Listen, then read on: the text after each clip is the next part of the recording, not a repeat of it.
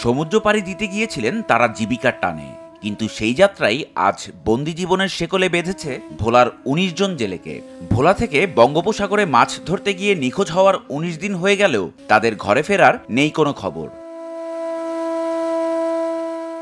গত ৫ সেপ্টেম্বর ভোলার দক্ষিণ দিঘলদি ইউনিয়নের শান্তিরহাট মাছঘাট থেকে যাত্রা করেন ১৯ জন জেলে। বঙ্গোপসাগরে মাছ ধরা শেষে ৭-৮ দিনের মধ্যেই ছিল তাদের ঘরে ফেরার কথা, কিন্তু ১২ সেপ্টেম্বর মাছ ধরা শেষে যখন বাড়ি ফিরছিলেন তারা, তখন থেকেই বন্ধ হয়ে যায় তাদের মোবাইল ফোন, বিচ্ছিন্ন হয়ে যায় সকল সংযোগ। এরপর থেকেই তাদের অপেক্ষায় প্রহর গুনছে পরিবারগুলো।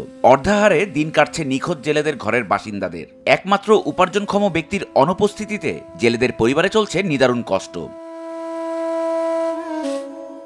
পরবর্তীতে স্থানীয় সূত্রে জানা যায়, যাত্রাপথে ট্রলারের ইঞ্জিন বিকল হয়ে যায়। ফলশ্রুতিতে সাগরের স্রোতের টানে ট্রলার ভেসে চলে যায় ভারতীয় জলসীমায়। পরবর্তীতে সুন্দরবন টাইগার রিজার্ভ এলাকা থেকে ভারতের সীমান্তরক্ষী বাহিনী বিএসএফ তাদের আটক করে। আটককৃত জেলেদের ভারতের অলিপুর কারাগারে পাঠানো হয়েছে।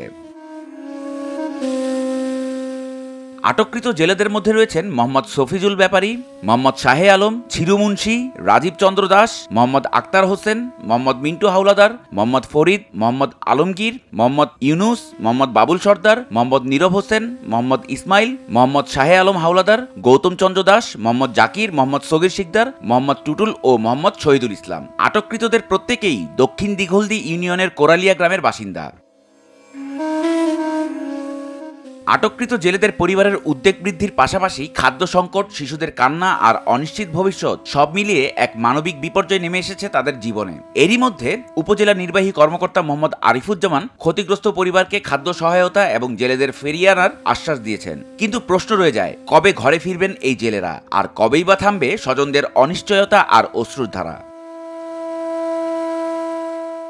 ইলিয়াস হোসেন, স্বদেশ প্রতিদিন।